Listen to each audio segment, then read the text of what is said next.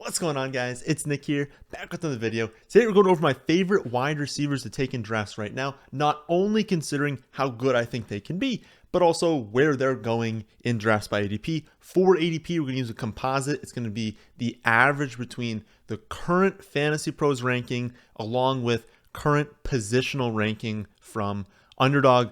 I just think that's the best measure we have right now for ADP. So sit back, hit the like button, and let's talk about some wide receivers. First up, Calvin Ridley, wide receiver 18 by ADP, my wide receiver 17. So not any sort of like crazy value, but hey, we can take whatever value we can get in the early rounds. What I like about Calvin is I can easily see him finishing as like a top 5 to 7 wide receiver this season. I always want to be drafting players that can really outproduce their ADP. Not always easy to do in the early rounds. We kind of know, how good these players are. Difficult to really outproduce the ADP. And so if I'm going to spend an early round pick on someone, it means that I think they possess an incredibly high ceiling. Well, Ridley had 90 receptions, 1,374 yards, 9 touchdowns in his last full season. And that was with, Matt Ryan at quarterback, fell off very quickly after that, but even at that point was obviously on the downward trend in his career. Now he's got Trevor Lawrence throwing the ball, and I think we can all agree that Trevor Lawrence is trending up. Trevor had a brutal rookie season, 12 touchdowns, 17 interceptions, but really turned things around last season. He more than doubled his passing touchdowns while also cutting his interceptions by more than half, throwing 25 touchdowns to only 8 interceptions, while also increasing his passing yards per game by over 13%. Much better in year 2. That led to the Jaguars increasing from 3 to 9 wins. I think we can all remember that comeback win over the Chargers in the playoffs. Lawrence threw for 288 yards, 4 touchdowns after a horrific start. He was so much better last season. I think he's going to continue getting better in the years to come. And the outcome from last season, shouldn't shock us, right? I mean, it's not like, oh, wow, who saw that coming, right? Who saw one of, the higher end prospects we've seen over the last few seasons? Who saw that person breaking out, right? He was a very highly rated prospect coming out of college and then had to deal with obviously horrible coaching as a rookie, almost no supporting cast. Gets that cast last season, and now this season, upgrading Marvin Jones to Calvin Ridley. That is a incredible upgrade. This passing offense is going to have insane upside, and I truly believe, maybe people will dispute me on this, but I truly believe he is clearly the number 1 wide receiver on that team. And so if we're looking at an offense we think is going to be really good, going to lean pass heavy, going to be efficient in the passing game, and you've got a clear number 1 being taken as the 18th wide receiver off boards, that is something I want to be overweight on. I want as much Calvin Ridley as possible. I truly believe 1,400 yards, 8 to 10 touchdowns firmly in his range of outcomes this season. That sort of production will lock him in as a mid-range wide receiver 1. I really do think he finishes the wide receiver 1 this season, being drafted again, wide receiver 18. Speaking of the Falcons, we'll move from a former Falcon to a current Falcon. Wide receiver 1 for the Falcons, Drake London. Wide receiver 24 by ADP, my wide receiver 19. And I said this in the wide receiver rankings video, from last week. I really do think people are overreacting to the play volume concerns for Atlanta, because obviously it's a concern. I'm not going to sit here and say, oh, well, Atlanta's probably going to be pass heavy. Of course not. They're going to be one of, if not the lowest passing volume teams in the NFL. Now, it's odd because people are actually underreacting to the volume concerns for DJ Moore. DJ Moore has huge volume concerns. People are drafting him too early, but I have the Falcons projected to be the lowest passing volume team in the NFL. So in my projections, the total pass attempts, the total targets for Atlanta is lower than any other team. London still grades out very well. And it's partly something we've talked about in recent years with DK Metcalf, when there's games that we're expecting Seattle to be kind of a lower volume pass attempts in that game. We're not expecting them to throw it, 40 times.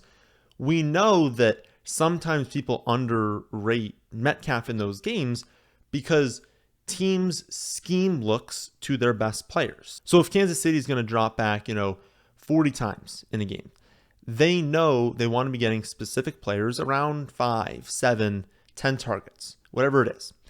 But then you flip to a team like the Falcons, and I think people just in their minds are like, well, if player X on Kansas City is only getting 10 targets, you reduce it in half. How could anyone on the Falcons get more than 5 to 6? But again, teams scheme looks to players. So when you have a lower volume team, we tend to see elevated target shares from their stud players because they're not going to spread the ball around when they're only dropping back 20 times. They're going to get those looks to their best players. And that's exactly what we saw from London last season. He finished 5th among all players in target share, 2nd in targets per route run. He was able to finish with more targets per game than Jalen Waddle, DJ Moore, Ayuk, Jerry Jeudy, despite Atlanta throwing significantly less than all of those teams. And again, in his rookie season, that's awesome. And to do that with trash quarterback play and then transitioning to a rookie midseason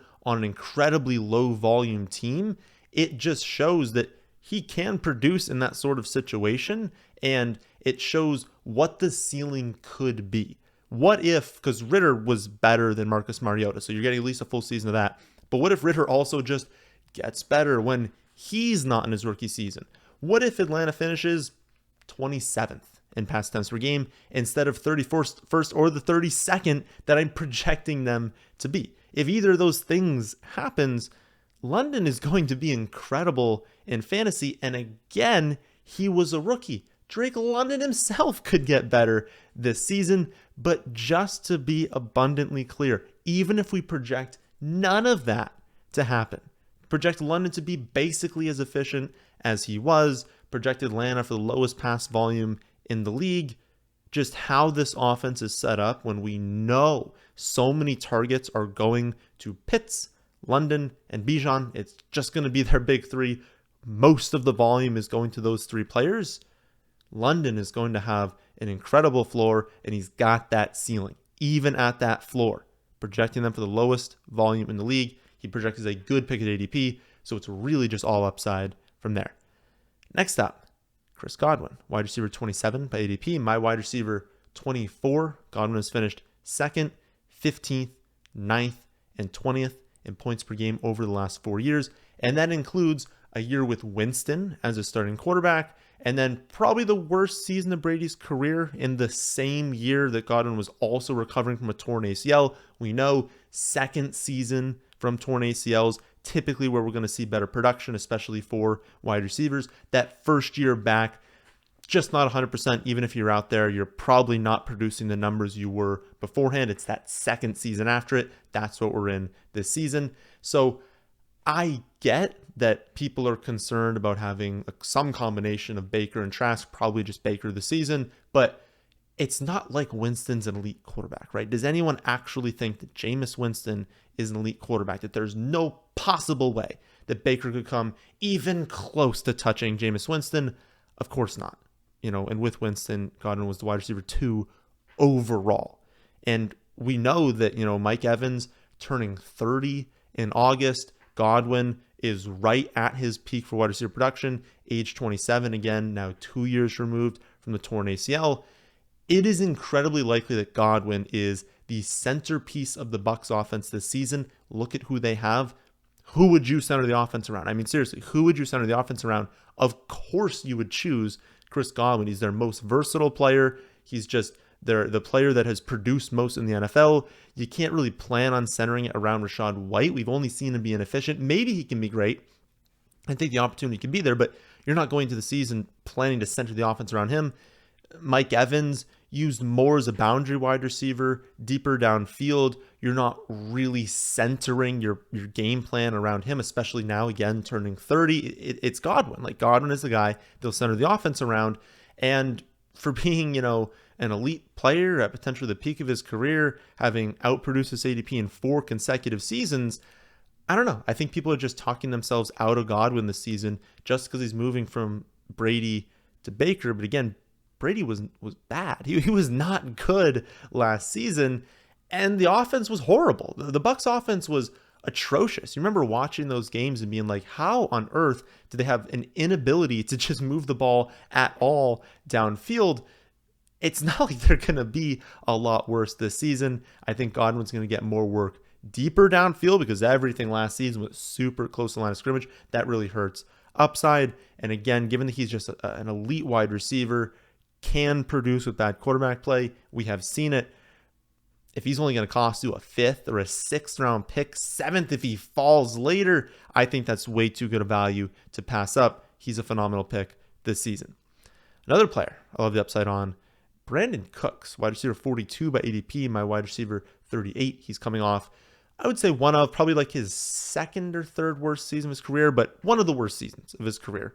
But I mean, what can you really expect? Like, he was begging for a trade on a tanking team. They kind of benched him for a few weeks because they were tanking. They didn't like that he was begging for a trade. They probably should have just traded him away. Maybe they would have had that number 1 pick. But in terms of per game production, it's not like he was terrible. I mean, his like targets per game, when you pace it out over 17, I think he played 13 games last season. When you pace over 17 games, 121 targets, that's top 20 production. So, you know, when he was out there, he was getting top 20 production for targets at least. Of course, the targets weren't going to be good on Houston, but this season he obviously gets a massive upgrade. He lands on the Cowboys. That's a much better spot than Houston. Dallas has never really found that deep threat since they traded away Amari Cooper. They've been looking for that. They even tried T.Y. Hilton last season when they got desperate. That was not going to work. Brandin Cooks can work, absolutely. And Cooks is never going to see double coverage. He is going to be playing with an aggressive quarterback, a ton of dome games. You'll love that for Brandin Cooks. And then also just on an offense that's been top 4 in touchdowns per game in back-to-back seasons, probably going to make it another season this year. And you're getting him as the 42nd wide receiver off boards. There's already a relatively low success rate as you get into that range. And for a player that's outproduced this ADP in 7 of the last 8 years, shattered it in 6 of the last 8 years, the most likely outcome is that he well outproduces this ADP. Love grabbing him late.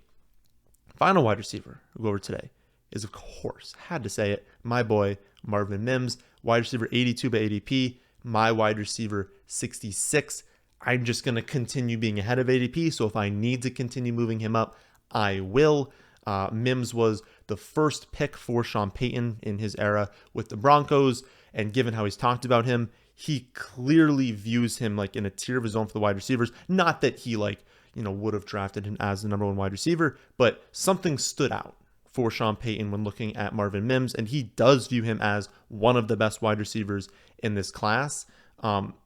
Without a doubt, going to be used deep downfield, so he's going to come with very high weekly upside, and I genuinely believe that he's good enough, maybe not in week 1, but at some point during the season to overtake Sutton as that wide receiver 2, or at least mix in with him. And if they're going to use, plenty of 3 wide receiver sets, he'll be on the field plenty regardless. But I think that by the end of the season, they could be using Marvin Mims as that wide receiver 2 in wide receiver 2 sets. And again, the wide receiver 82 by ADP, that's absurd. I also think there's upside there if what if they trade away Sutton, in which case Mims is by far the most undervalued player in all of fantasy right now. His college production, if you kind of haven't heard of him before this video and you go look at his college production, they weren't jaw-dropping overall numbers, but he had, one of, if not the best high school careers in Texas football history, a very good state to have one of the best careers. Then he had one of the most efficient college careers in NCAA history. Whenever he's played football, he has been elite. He is awesome. The team loves him. The team took him earlier than a lot of people were expecting.